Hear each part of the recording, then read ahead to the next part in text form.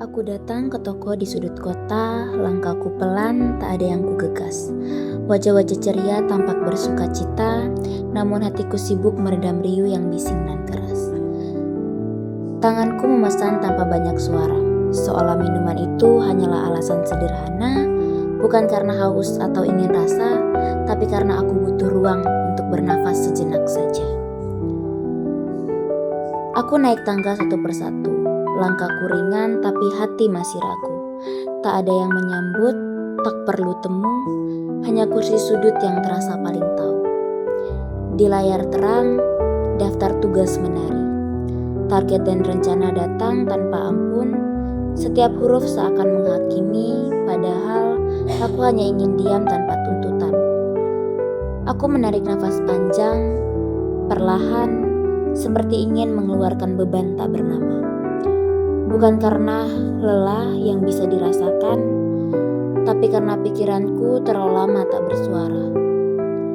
Lalu aku sadar bahwa mencintai diri sendiri bukan soal jadi hebat, bukan soal berhasil sempurna atau selalu kuat, tapi tentang berani memberi ruang saat sesak dan memilih duduk saat semua orang ingin. Langkahku menyusuri taman perlahan dengan sebuah buku yang erat ku genggam.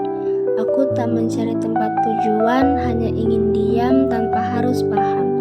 Di ujung taman, kulihat ayunan kosong, tempat kecil yang terasa begitu luas. Aku duduk di sana, bermain perlahan, seperti jiwaku sedang belajar lepas. Kubuka buku yang sedari tadi kupeluk, halaman demi halaman terasa berbicara tentang cinta yang dulu membuatku hilang arah, dan tentang aku yang kini mulai merasa ada. Kadang aku berjalan tanpa alasan jelas, duduk di pinggir melihat semua berlalu. Bukan karena tak bisa mengejar cepat, tapi karena aku belajar memilih yang baru.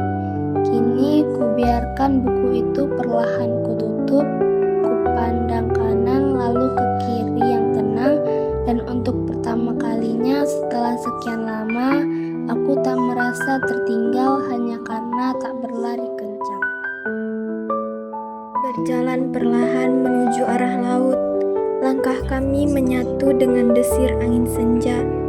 Tak terburu-buru, tak ada suara yang riuh atau gaduh, hanya dua tubuh yang saling percaya tanpa banyak tanya. Batu-batu basah menguji keseimbangan kami, licin dan tak mudah, tapi tak membuat takut. Dan saat aku hampir terjatuh di sisi tepi, tanganmu terulur, hangat, sederhana, tapi begitu lembut.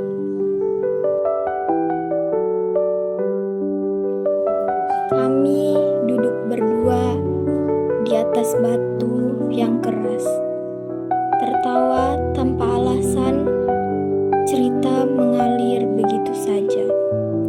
Langit menguning, pelan-pelan berubah cerah lemas, dan aku berpikir, mungkin beginilah rasanya pulang ke jiwa. Aku berlari bukan karena dikejar apa-apa, tapi karena aku ingin merasa bebas. Sebagai anak bungsu, aku sering dinilai lemah, padahal aku menyembunyikan banyak perang dalam senyum. Kini, setiap langkah di tanah ini, setiap tarikan nafas bersama angin, adalah bentuk kecil keberanianku untuk menerima diriku apa adanya. Bukan versi yang dibanggakan orang lain, tapi versi yang akhirnya bisa kupeluk dengan bangga. Aku tak lagi takut jika jalanku berbeda, karena aku tahu ini adalah langkah menuju pulang pada diriku sendiri.